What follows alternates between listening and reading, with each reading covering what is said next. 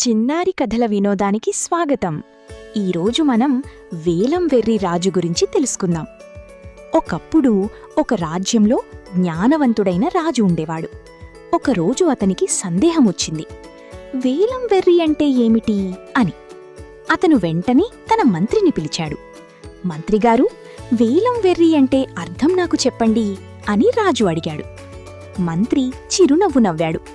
మహారాజా, రేపు ఉదయం మీకు చూపిస్తాను, చూసిన వెంటనే అర్థమైపోతుంది అని నమస్కరించి వెళ్ళిపోయాడు. మరుసటి రోజు ఉదయం మంత్రి ఊర్లోని పెద్ద బజార్కు వెళ్ళాడు. ఒక గాడిదను తీసుకువచ్చి అందరి ముందు నిలబెట్టాడు. ఇది రాజుగారి గుర్రము, వేలం మొదలు అని గట్టిగా అరిచాడు. ఊరంతా షాక్ అయ్యింది. గాడిదను గుర్రమంటున్నాడే అని అందరూ గుసగుసలాడారు. మొదట ప్రజలు నవ్వారు. కాని కొంతసేపటికి మంత్రి చెప్పాడంటే ఏదో అర్థముండాలి అని కొందరు నమ్మడం మొదలుపెట్టారు. ఒకరు చెప్పారు, అవును, ఇది గుర్రమే అయ్యుంటుంది. మరొకరు, మంత్రి మాట తప్పదు. అలా గాడిదను గుర్రమని నమ్మేవాళ్లు పెరిగిపోయారు.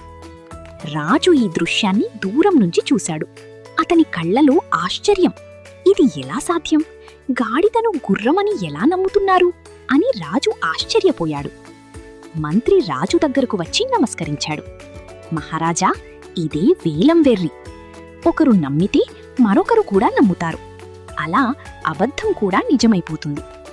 ప్రజలు నిజం తెలుసుకోవాలంటే నాయకుడు నిజాయితీగా ఉండాలి అని రాజు గ్రహించాడు. ఈ కథలోని నీతి ఏమిటంటే, ఎవరు చెప్పినా నమ్మేయకూడదు. మనకే మనం స్పష్టమైన ఆలోచన చెయ్యాలి. మళ్ళీ ఒక మంచి కథతో కలుద్దాం. బాయ్. ఇలాంటి చక్కని కథల కోసం చిన్నారి కథల వినోదాన్ని సబ్స్క్రైబ్ చేసుకోండి.